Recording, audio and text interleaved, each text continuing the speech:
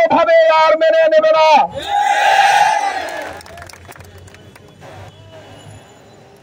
এ পর্যায়ে আমাদের সামনে সংক্ষিপ্ত আকারে বক্তব্য রাখবেন সমাজ বিজ্ঞান বিভাগের প্রিয় শিক্ষার্থী মোহাম্মদ নাহিদ। প্রিয় বন্ধুগণ, সবার প্রতি অনুরোধ জানাবো যে আপনারা একটু সুশৃঙ্খল ভাবে থাকুন। আপনারা মাইকের এখানে, ব্যানারের এখানে ভিড় করবেন না।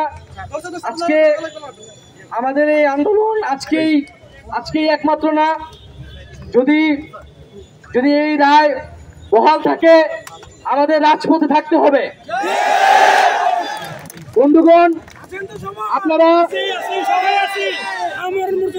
আপনারা প্রেক্ষাপট সবাই জানেন যে 2018 সালে সারা বাংলার ছাত্র সমাজ এই যে অন্যায্য 56% কোটা বাংলাদেশে বহাল ছিল সরকারি চাকরিতে, তার বিরুদ্ধে আমরা আন্দোলন করেছিলাম।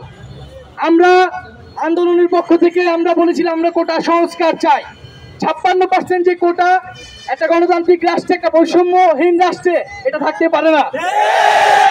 কিন্তু সরকার আন্দোলনের প্রেক্ষিতে নিজেই কোটা বাতিল করেছিল। প্রথম ও দ্বিতীয় শ্রেণীতে সকল ধরনের কোটা বাতিল ঘোষণা করেছিল। সেই পর্যায়ে এটার একটা শুরু হয়েছিল। আজকে হঠাৎ করে কেন হাইকোর্ট এই ধরনের রায় দিয়েছে? আজকে হাইকোর্ট যে রায় দিয়েছে যে 18 সালে সরকার কর্তৃক যে পরিপত্র ঘোষণা করা হয়েছিল সেই পরিপত্রকে হাইকোর্ট অবৈধ বলেছে। ফলত 56% এই কোটা কিন্তু আবার পুনরায় বহাল হচ্ছে এবং আমাদের যে আন্দোলন সে আন্দোলন কিন্তু বৃথা যাচ্ছে। কিন্তু আমরা এটা হতে দিব না। আমরা স্পষ্টভাবে বলতে চাই যে কোটা নিয়ে যে কোনো সিদ্ধান্ত যদি আপনারা পুনর্বিবেচনা করতে চান, আগে 18-র যে পরিপত্র সেই পরিপত্র বহাল রাখতে হবে। তারপরে সকল স্টেক হোল্ডারদের সাথে, ছাত্রদের সাথে কথা বলে যদি কোনো সিদ্ধান্ত নিতে চান আপনারা নিবেন।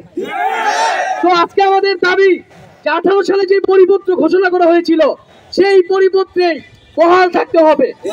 হাইকোর্টের রায়কে আমরা মানি না এবং সরকারের প্রতি আমাদের আবেদন থাকবে যে তারা যাতে, যেহেতু নির্বাহী বিভাগ এটা ঘোষণা দিয়েছে, সরকারের পক্ষ থেকে যাতে এটা আপিল করা হয়। যদি সরকার পদক্ষেপ না নেয় আমরা রাজপথ এবং আইনি ভাবে দুইভাবেই আমরা কিন্তু আমাদের আন্দোলন আগিয়ে নিয়ে যাব। ধন্যবাদ।